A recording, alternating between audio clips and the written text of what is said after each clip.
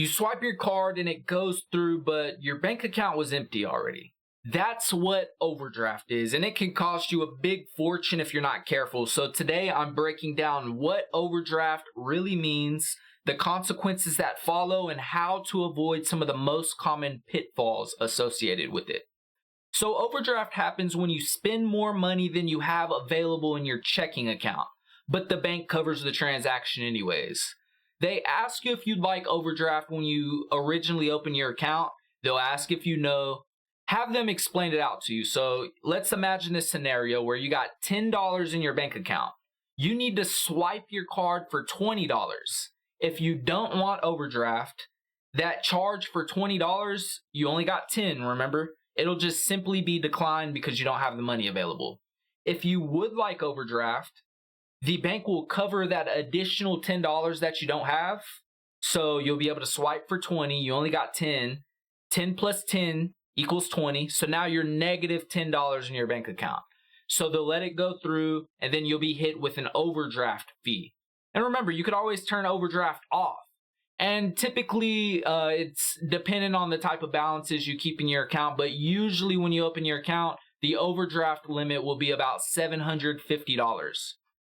Now, what are the typical overdraft fees? It depends on your bank. Ask your banker and verify this, but on average, they're about 25 to 35 per transaction, and they can stack up fast. Some banks also charge daily fees if you're overdrawn for, let's say, 7 consecutive days.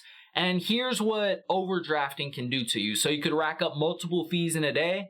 So let's say your account's already negative. It's been negative overnight, which here's the tip.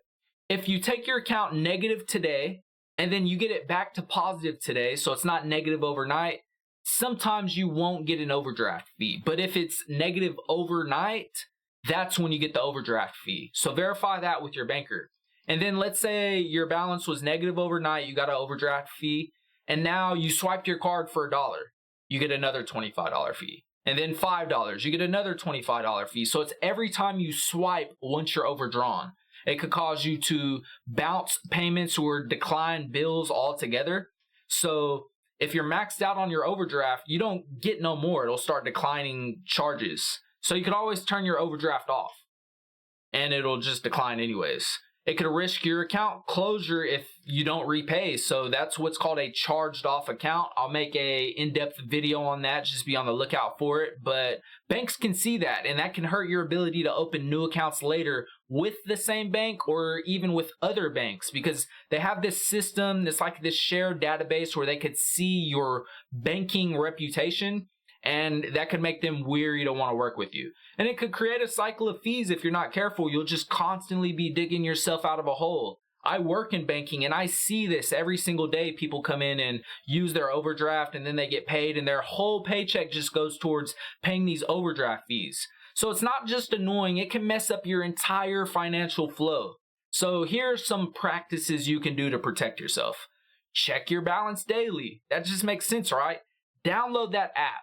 So some people like having the little paper ledgers, writing down where they spent their money and then going to the bank and getting the paper statements.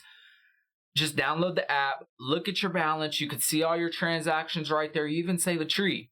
Set up a low balance alert if your bank offers this. That way, if you fall below a certain balance, you'll be alerted. Then you can move some money over. You can make a deposit, or you could even be more cautious about how you're spending money. And then if it's a problem, you could always turn your overdraft off. Just let your banker know you want to do that. And then transactions will simply decline rather than overdrafting. And then you can use the savings account to automatically transfer for backup in case like I said, your checking account falls below a certain balance, or to prevent it from going negative, it'll auto pull from the savings. And then track your payments and your subscriptions. I recommend to a lot of people to make a spreadsheet, and it could be very simple. You could just go on Google, make a spreadsheet, put the name of the bill, how much the bill is, and then what day it comes out. And then if you got multiple accounts, multiple different cards you deal with, you could put more information on there. That way, you already know what's going on. And then don't rely on just the balance that you see, because sometimes you can make a transaction's pending, let's say. That pending transaction might not be available to you. Like you see it right there as pending and then you go spend the money. Now your account is negative because that balance hasn't been collected. Now I got a tip for you. Some banks offer courtesy refunds for overdraft fees. Don't abuse this one. They'll catch on super quick and add messages to your account. Banks are pretty savvy on this and keeping notes.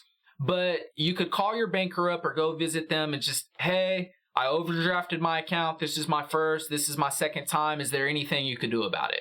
And then sometimes they might be able to refund it, but it's only on a per year basis. So if you get an overdraft refund today, you might not be able to get another one for the next 365 days. So be very careful about it.